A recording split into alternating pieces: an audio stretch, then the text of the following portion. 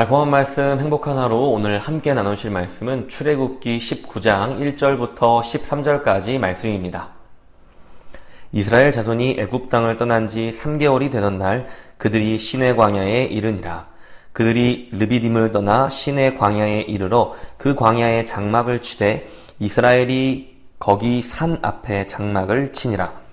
모세가 하나님 앞에 올라가니 여호와께서 산에서 그를 불러 말씀하시되 너는 이같이 야곱의 집에 말하고 이스라엘 자손들에게 말하라.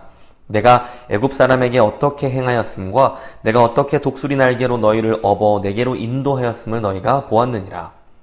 세계가 다 내게 속하였나니 너희가 내 말을 잘 듣고 내 언약을 지키면 너희는 모든 민족 중에서 내 소유가 되겠고 너희가 내게 대하여 제사장 나라가 되며 거룩한 백성이 되리라. 너는 이 말을 이스라엘 자손에게 전할지니라. 모세가 내려와서 백성의 장로들을 불러 여호와께서 자기에게 명령하신 그 모든 말씀을 그들 앞에 진술하니 백성이 일제히 응답하여 이르되 여호와께서 명령하신 대로 우리가 다 행하리이다. 모세가 백성의 말을 여호와께 전하매 여호와께서 모세에게 이르시되 내가 빽빽한 구름 가운데서 내게 임함은 내가 너와 말하는 것을 백성들이 듣게 하며 또한 너를 영영히 믿게 하려 함이니라. 모세가 백성의 말을 여호와께 아뢰었으므로 여호와께서 모세에게 이르시되 너는 백성에게로 가서 오늘과 내일 그들을 성결하게 하며 그들에게 옷을 빨게 하고 준비하게 하여 셋째 날을 기다리게 하라. 이는 셋째 날에 나 여호와가 온 백성의 목전에서 시내산에 강림할 것임이니 너는 백성을 위하여 주위의 경계를 정하고 이르기를 너희는 삼가 산에 오르거나 그 경계를 침범하지 말지니 산을 침범하는 자는 반드시 죽임을 당할 것이라. 그런 자에게는 손을 대지 말고 돌로 쳐 죽이거나 화살로 쏘아 죽여야 하리니 짐승이나 사람을 막론하고 살아남지 못하리라 하고 나팔을 길게 불거든 산 앞에 이를 것이니라 하라.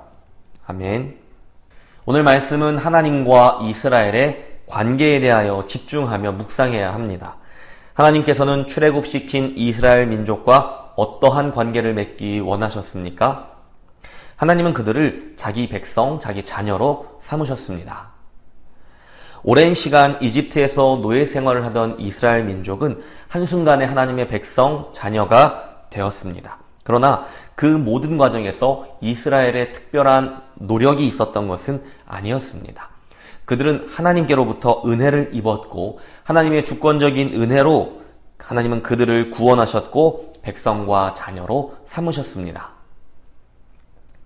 이스라엘의 신분이 이집트의 노예에서 하나님의 백성 자녀로 한순간에 바뀌었지만 그들 몸에 배인 습관은 쉽게 바뀌지 않았습니다. 그들은 하나님의 백성 자녀가 되었지만 그들의 삶은 여전히 이집트의 노예 상태에서 머물러 있었습니다. 그들은 그 시절에 먹던 음식을 그리워했고 그 시절에 즐겼던 것들을 다시 즐기고 싶어 했습니다.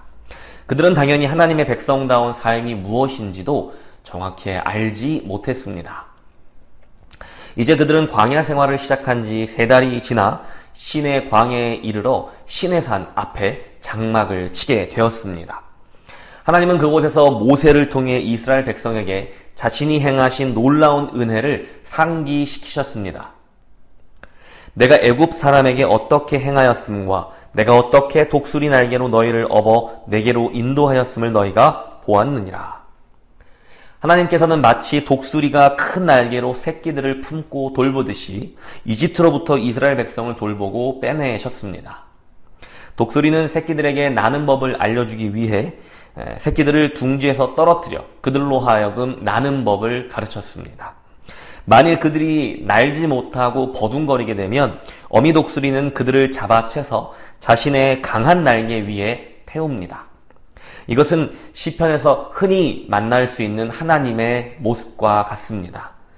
독수리의 날개는 하나님의 사랑의 손길입니다. 그리고 아버지의 품과 같은 이미지를 가지고 있습니다. 이어지는 5절은 개역개정에는 번역이 적용되어 있지는 않지만 히브리어 사본에는 그러므로 라는 말로 시작이 됩니다. 즉 5절부터 시작되는 말씀의 근거는 4절까지의 내용에 있다는 의미입니다. 독수리의 날개로 상기시키신 아버지 하나님의 사랑이 바로 5절부터 이어지는 말씀의 근거가 된다는 것입니다. 다른 번역의 성경을 보면 5절, 6절은 이렇게 번역되어 있습니다.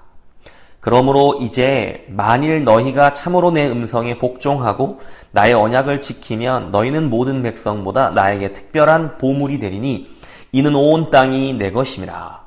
너희는 나에게 제사장들의 왕국이 되며 거룩한 민족이 되리라. 이것이 내가 이스라엘의 자손에게 고할 말이니라 하시니라. 그러므로에서 이어지는 바로 다음 구절은 만일입니다.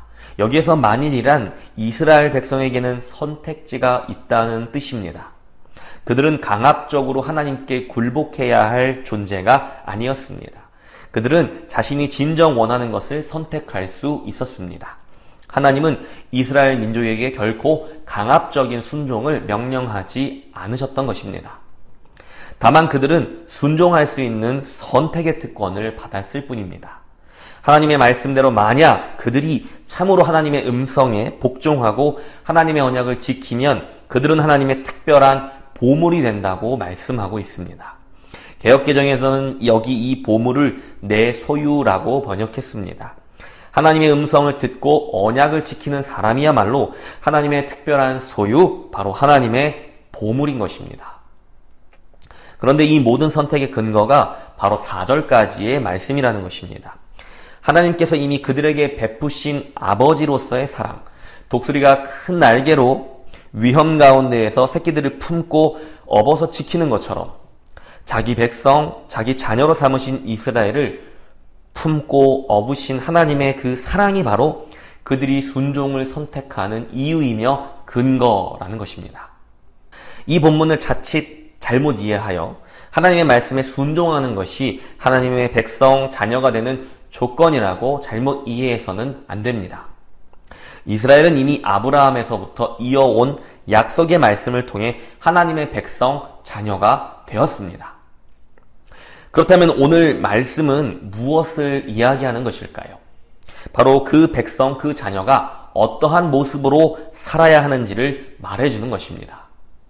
그들이 출애굽하여 노예에서 자녀가 되었지만 여전히 노예 생활의 습관에서 벗어나지 못하고 있던 것을 하나님께서는 이제 너희는 내 백성, 내 자녀가 되었으니 그 백성, 자녀답게 사는 것이 무엇인지 알고 순종하라고 말씀하고 계시는 것입니다.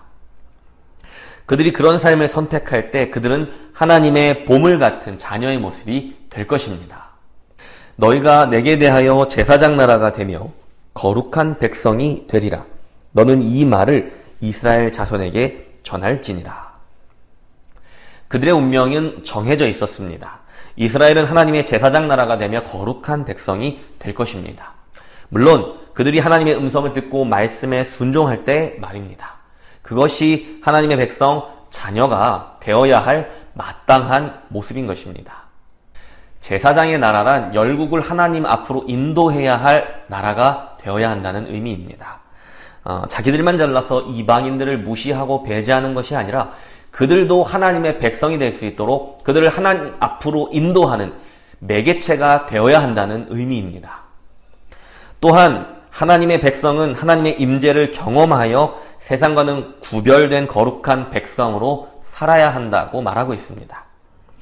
이어지는 9절에서 13절의 말씀은 하나님의 임재를 맞이할 준비를 하며 철저하게 구별되고 또 삼가야 하는 일들에 대해 열거하고 있습니다. 그 말씀은 두려울 정도로 엄중합니다. 이스라엘은 지금 하나님의 임재를 경험한다는 것이 얼마나 놀라운 일인지 배우고 있는 것입니다. 그들은 하나님의 백성, 하나님의 자녀의 모습이 어떠해야 하는지 지금 배우고 있습니다. 그러나 그들은 제사장의 나라로서도 그 역할을 온전히 행하지 못했고 거룩한 백성의 모습도 온전히 보이지 못했습니다. 그들은 실패했습니다. 그러나 그 실패를 덮고 새로운 이스라엘로 이 땅에 오신 분이 바로 예수 그리스도이십니다. 예수님은 마침내 모든 민족이 하나님께 돌아올 수 있도록 대제사장으로서의 사명을 완수하셨습니다. 그리고 거룩한 백성, 하나님의 자녀로서의 삶이 무엇인지 몸소 본을 보이셨습니다. 그리고는 제사장의 나라, 하나님의 거룩한 백성이라는 이 이름을 자신의 교회에게 넘겨주셨습니다. 신약 성경은 곳곳에서 누가 아브라함의 자손이며 누가 하나님의 거룩한 백성, 자녀인지 담대하게 선포하고 있습니다.